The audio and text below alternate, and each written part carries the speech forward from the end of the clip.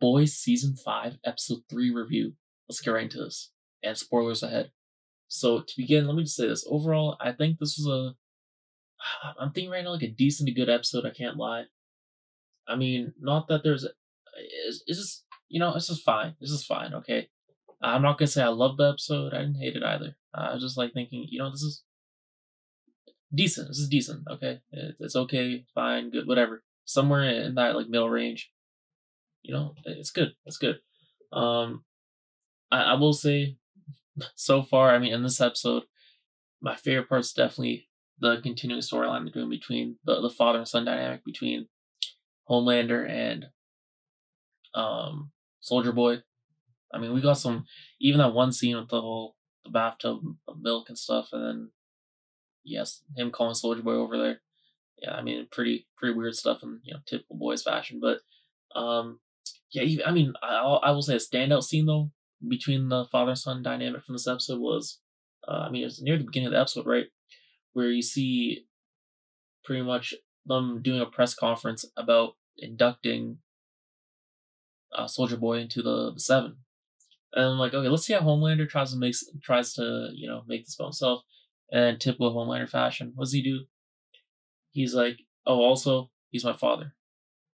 Right, he just goes off script and just reveals that, Soldier Boy is his father, because he saw all the attention, right? The camera flashes, whatever, the pictures, pop, whatever, right? All the media attention that he's getting, or just the attention in general, and then he's like, nah, I can't be letting this happen, and it's already like he already knows this, but Soldier Boy just in general, right?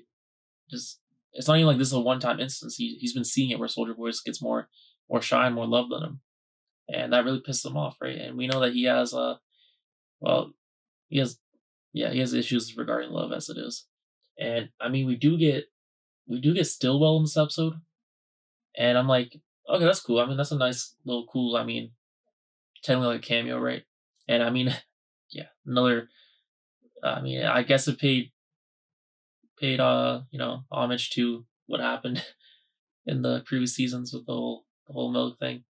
But bro, he's going delusional. And I love how like obviously we know this is like he's just seeing it's not actually real, obviously because she's dead, but he's kind of like just seeing these like visions, like he's delusional, and then yeah, like I love how like once the dream is kind of over with or whatever, we just see him like for the last like 2 seconds of that scene, just by himself without the actual like illusion, and he just looks goofy.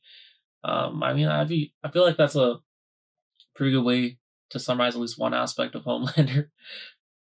And let me see what else is in here. We did get more of the stuff between Noir and the Deep. The Deep pretty much just turned out to right as soon as they caught Stan Edgar, right? They go on the Tesla, put him in there, whatever. Noir's ready to dip out, but then no, the Deep uses the grenade or whatever the gas grenade that Maverick had, and just uses it, in that Tesla in order to get get Noir out of there and just take Stan Edgar, to pretty much just to get all the credit from Homelander, because that's what the Deep loves, is getting all the validation, right? He doesn't want to disappoint Homelander, especially because he's right now. I mean, he always is, but especially the season, they're really putting emphasis on the fact that he's on the hot seat, and we know Homelander's been he's been on his menace timing, so everyone knows, especially the Deep, like you gotta be careful. You gotta actually get some work done now, especially because he hasn't really been getting much done still, like usual. Homelander literally had taken into his own hands to get A-Train right.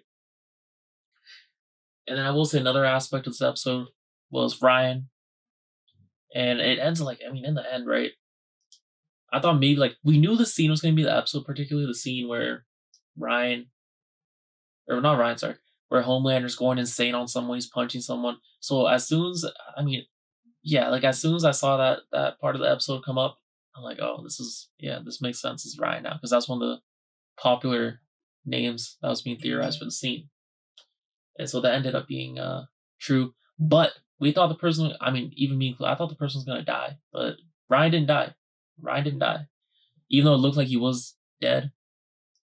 Homelander's like, nah, stop it, bro. He gave Ryan a few chances to stop, nah. And then he just went crazy on him, right? He's like, there's levels to this. And yeah, I mean, I honestly I didn't know. I'm like, it could go either way. Ryan could be dead, but then again, the way they showed the last punch, I'm like, nah, he's not dead. Because usually they show it. They show if the person's dead, they show it. Okay, otherwise they're not dead.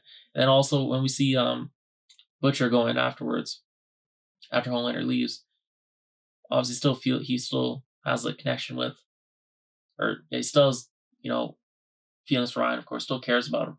So you see how he's reacting to that. But then we see that Ryan is actually alive because he's kind of like there's some movement. He's kind of twitching. So we'll see what Ryan does in the later episodes. Maybe because I don't know. Apparently the screeners were saying that people who have seen, like the critics who have seen the episodes, like the first 7, they're saying that Ryan has very limited screen time. So there's a chance that's like all we see of Ryan. That was kind of their way of writing him off. Maybe. So we'll see. Maybe not.